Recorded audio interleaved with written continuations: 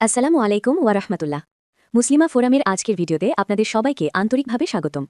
আশা করি আল্লাহর অশেষ রহমতে আপনারা সবাই ভালো আছেন।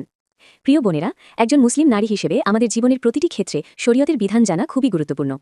বিশেষ করে আমাদের বৈবাহিক জীবন এবং পিরিয়ড বা হাইজ সংক্রান্ত বিষয়গুলো নিয়ে অনেক সময় মনে নানা প্রশ্ন তৈরি হয়, কিন্তু লজ্জার কারণে আমরা অনেকেই এসব প্রশ্ন কাউকে জিজ্ঞেস করতে পারি না।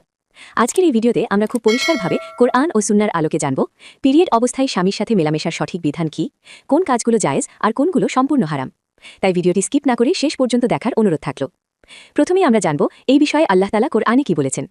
সূরা বাকারা আয়াত 222-এ আল্লাহ তাআলা ইরশাদ করেন, তারা তোমাকে ঋতুস্রাব সম্পর্কে জিজ্ঞেস করে, বলো তা অপবিত্র, কাজেই তোমরা ঋতুস্রাবকালে স্ত্রী গমন থেকে বিরত থাকো এবং যতক্ষণ না তারা পবিত্র হয় ততক্ষণ তাদের নিকটবর্তী হয়ো না। এই আয়াত থেকে আমরা খুব স্পষ্টভাবে বুঝতে পারি পিরিয়ড চলাকালীন সময়ে স্বামী স্ত্রীর যৌন মিলন সম্পূর্ণ হারাম। এটা শুধু ধর্মীয় দিক থেকে নিষিদ্ধ নয়, বরং শারীরিক দিক থেকেও ক্ষতিকর। এখানে আল্লাহ তাআলা সরাসরি নিষেধ করেছেন, তাই এই বিষয়টি নিয়ে কোনো সন্দেহ বা দ্বিধা রাখার সুযোগ নেই। এখন অনেকেই প্রশ্ন করেন, সহবাস নিষিদ্ধ মানে কি স্বামী স্ত্রীর সব ধরনের সম্পর্কই বন্ধ? উত্তর হলো না। এখানে অনেক ভুল ধারণা আছে, তাই বিষয়টা পরিষ্কারভাবে বুঝে নেওয়া জরুরি। 1. পিরিয়ড অবস্থায় যৌনিপথে সহবাস করা সম্পূর্ণ হারাম। 2. রক্ত বন্ধ হওয়ার পর গোসলের আগে সহবাস করাও সম্পূর্ণ হারাম। এগুলো গুরুতর গুনাহের অন্তর্ভুক্ত। তবে ইসলাম এখানে ভারসাম্য বজায় রেখেছে, যেমন সহবাস ছাড়া স্বামী স্ত্রী 1. একসাথে থাকতে পারবেন, 2. একই বিছানায় ঘুমাতে পারবেন, 3. একে অপরকে স্পর্শ করতে পারবেন, 4. ভালোবাসা প্রকাশ করতে পারবেন। এতে কোনো সমস্যা নেই। এর প্রমাণ হচ্ছে মা আয়েশা রাদিয়াল্লাহু আনহা বর্ণনা করেন, নবী সাল্লাল্লাহু আলাইহি ওয়াসাল্লামের স্ত্রীগণ যখন হায়েস অবস্থায় থাকতেন তখন তিনি তাদের ইজার পর্বে বলতেন এবং তারপর তাদের সাথে সান্নিধ্য গ্রহণ করতেন। সহিহ বুখারী।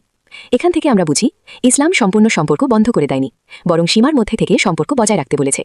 এখন কথা হচ্ছে, ভুলবশত সহবাস হয়ে গেলে কি করবেন? মানুষ হিসেবে ভুল হতেই পারে।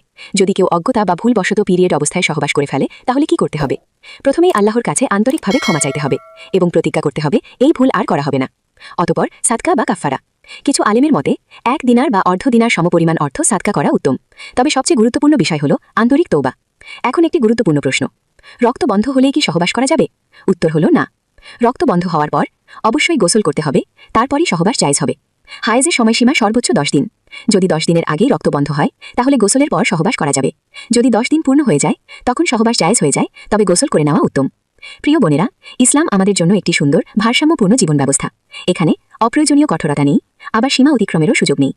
পিরিয়ডের সময় নারীদের শারীরিক কষ্ট হয়, ইসলাম সেই বিষয়টি বিবেচনা করে সহবাস থেকে বিরত থাকতে বলেছে। প্রিয় বোনেরা, আজকের ভিডিওটি এই পর্যন্তই। আশা করি আজকের ভিডিও থেকে আপনারা গুরুত্বপূর্ণ একটি বিষয় পরিষ্কারভাবে বুঝতে পেরেছেন। আপনাদের যদি কোনো প্রশ্ন থাকে অবশ্যই কমেন্টে জানাবেন। মুসলিমা ফোরামের উদ্দেশ্য হলো আপনাদের কাছে সঠিক দিনই জ্ঞান পৌঁছে দেওয়া। ভিডিওটি ভালো লাগলে লাইক দিন, শেয়ার করুন এবং চ্যানেলটি সাবস্ক্রাইব করুন, যাতে আরও গুরুত্বপূর্ণ বিষয় নিয়ে ভিডিও পেতে পারেন। আল্লাহ আমাদের সবাইকে সঠিক দিনই জ্ঞান দান করুন এবং সেই অনুযায়ী আমল করার তৌফিক দিন। আমিন। আজকের মতো এখানেই বিদায় নিচ্ছি। দেখা হবে পরবর্তী ভিডিওতে। আসসালামু আলাইকুম ওয়া রাহমাতুল্লাহ।